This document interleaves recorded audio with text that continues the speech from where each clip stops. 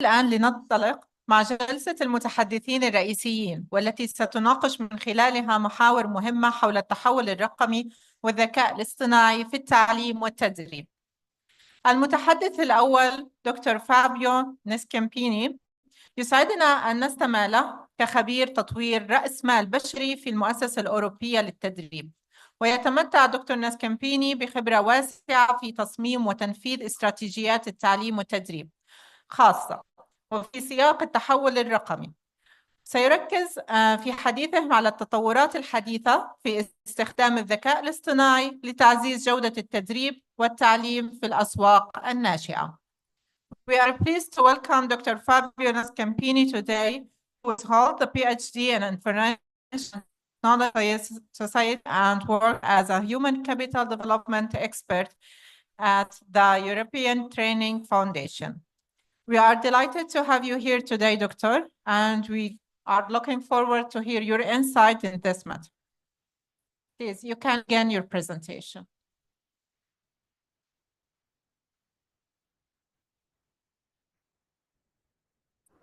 Okay, now it works.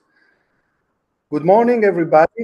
Thank you very much for inviting me in this very important event. Could I share a few slides? Can you activate my sharing possibility? Thank you. Let me see.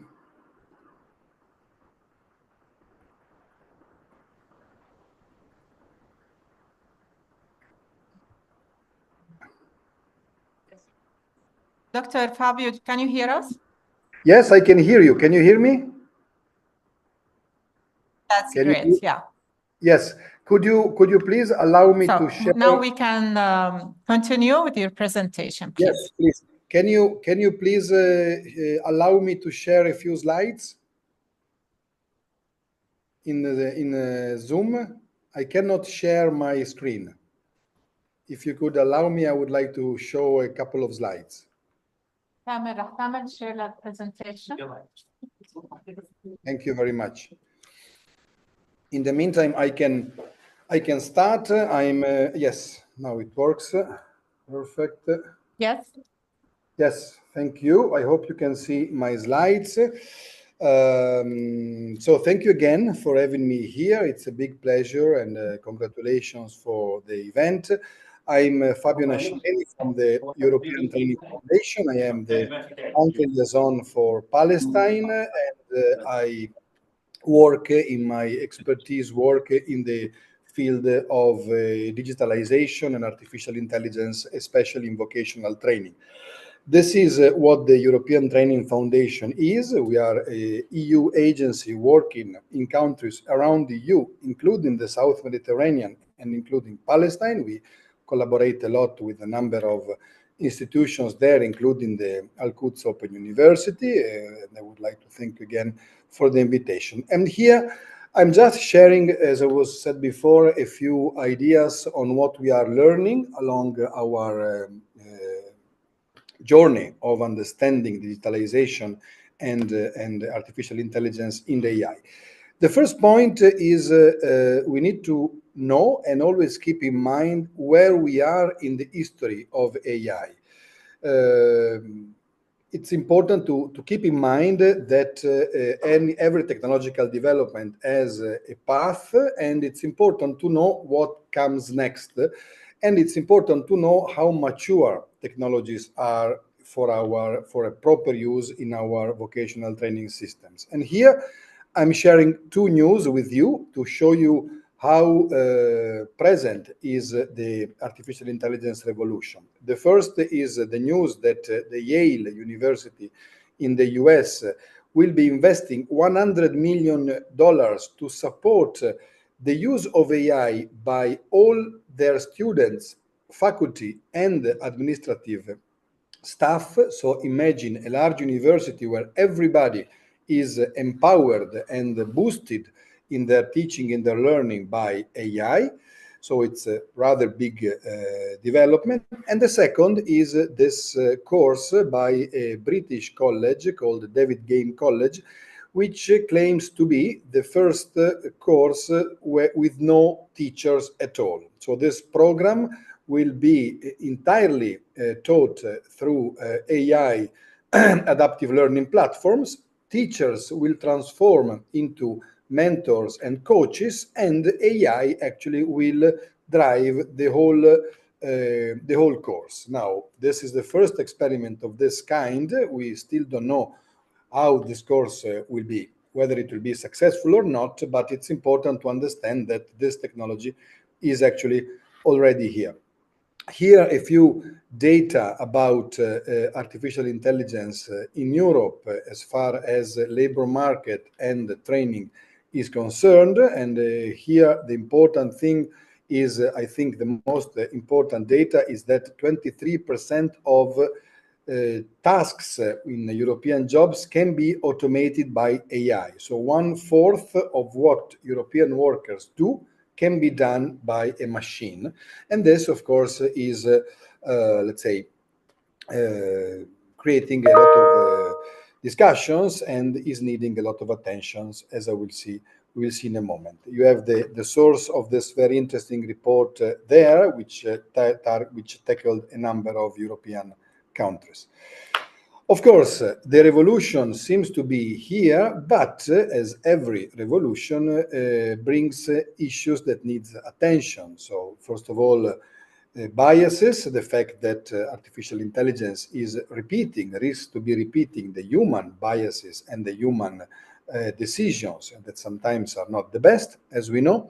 We have issues of data security, we have issues of reduced human interaction, of loss of job, over-dependence on technology. We have financial issues, because at the moment this technology seems to be affordable, but we don't know the price schemes that will come in the future, ethical issues, technical problems, and so on and so forth, and especially accessibility concerns, because AI risks to create a new digital divide on top of what is there already. Now, if we move to AI and vocational training, first of all, my main message, if we look at this report, this is also a very good report produced by the Joint Research Center of the European Commission that looks into technological developments that will happen in the next 10 to 15 years. So this is a bit of the future. And if you read this report, you realize that artificial intelligence is not only one application of technology, as you can see in this slide, but is also underneath all of these technologies. So including 6G connections, including use of massive data sets and so on, AI is really everywhere. So it needs even more attention than a normal, I would say, technological development. Of course, in education, AI can have a dramatic impact in terms of time saving for teachers and professors. We are all aware that our educators are covered with administrative tasks which could be taken over by AI. We have the issue of AI tutors that is developing quite fast. We have the issue of students' health and attention and personal connected to the personalization issue. We have the feedback and the formative assessment. Individual formative assessment could become a reality thanks to AI.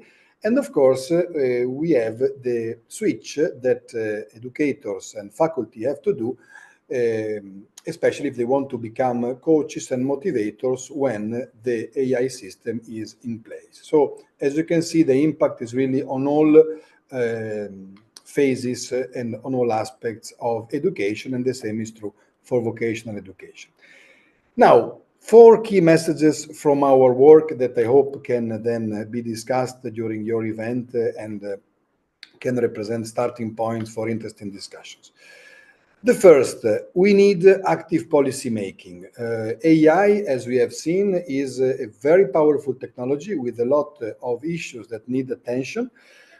We have a number already of cases where AI has been actually dangerous. Now, I won't go in detail, but a non-appropriate use of artificial intelligence can create real problems in education settings and beyond. And so we need strong and active policy making, even regulation. So as you can see here, some examples from the European Union. The EU Artificial Intelligence Act is a rather strong regulatory measure on artificial intelligence, but also from other countries that are closer to you. We have the Morocco Artificial Intelligence National Strategy, which is quite interesting because it tackles directly education as well. And underneath there, the Turkish Digital Transformation Office Artificial Intelligence Strategy as well, which gives importance to artificial intelligence in education. Important here, policymaking needs to be continuous and needs to follow the developments of technology and doesn't just need to come in every few years. It needs really to be part of the game. The second message, we need to know what comes next. So you can see here the classical adoption curve, and you can see there where we think we are with generative AI and what might happen next.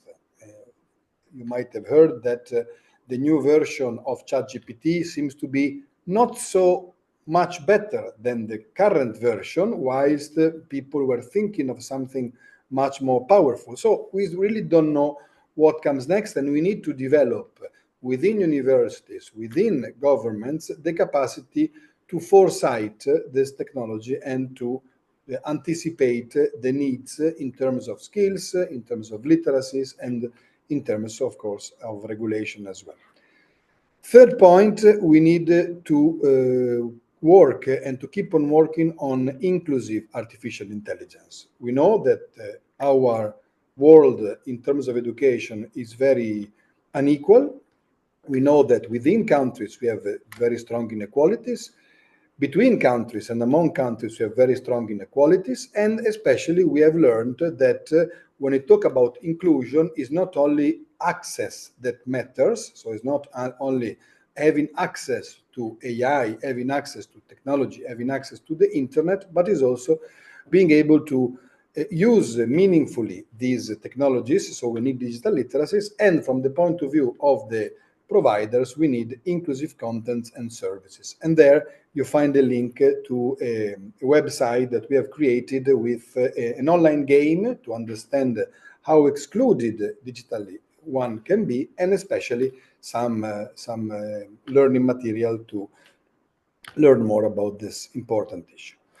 Fourth and last message, we need to keep looking at the big picture. Now, everybody in every conference on education, on digital education, talks about artificial intelligence, but there is much more. The problems of education systems in Palestine, in Italy, in Europe, everywhere, are deeper and cannot really be solved like in a magical way by AI. So you can see there we have a lot of important things, including funding, including digital exclusion, including digital well-being, including the roles of teachers and so on, the shortage of teachers that are often forgotten if we only look at the point of the iceberg of artificial intelligence. So it is important to not to focus only on the latest technology, but really to keep working on the most important issues. Last point, at the ETF, we take artificial intelligence very seriously from the point of view, especially of the educators, because we believe that any adoption of technology, if we want it to be inclusive and if we want it to be, let's say, a leverage for innovation, needs to start from the teacher. So the school must have a strategy, the country must have an appropriate regulation, but without instructors, without lecturers embracing this technology in the appropriate way, things will not really move. And because of this, we have created what we call a new learning club on teaching with artificial intelligence, where we have more than 250 educators, experts, innovators from more than 50 countries that are discussing and that are co-producing in this very moment a set of practices, and they are selecting a set of a set of courses to build the literacies that educators need. So you are all invited to join this club. You can see there the link. I will then share the link also with Saed and with the team of the organizing the event. This is an open club. The club will stay on for 6 more months, and it's a very good way, we believe, to learn about artificial intelligence, not from experts, not from people like me, but from educators like you, people who are every day struggling with looking for the best ways to introduce artificial intelligence in vocational training, in skills development, in professional development, especially when it comes to adult learning. And this is one of the possible ways to learn more. The next meeting is in a few days, on the 2nd of December, so feel free to join, and you will receive instructions on how to join the meeting as well. And I think that's all. Thank you very much for your attention. I hope I stayed in the time I was given, and good luck and best of luck for your event.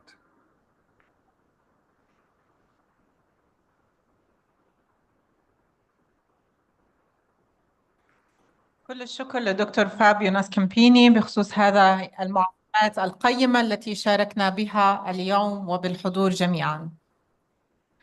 هل يوجد أي أسئلة متوفرة تودون الاستفسار فيها من دكتور فابيو؟ إن كان لديكم أي أسئلة، الروابط سوف يتم مشاركتها بعد الجلسة مع جميع الحضور بإذن الله. تمام.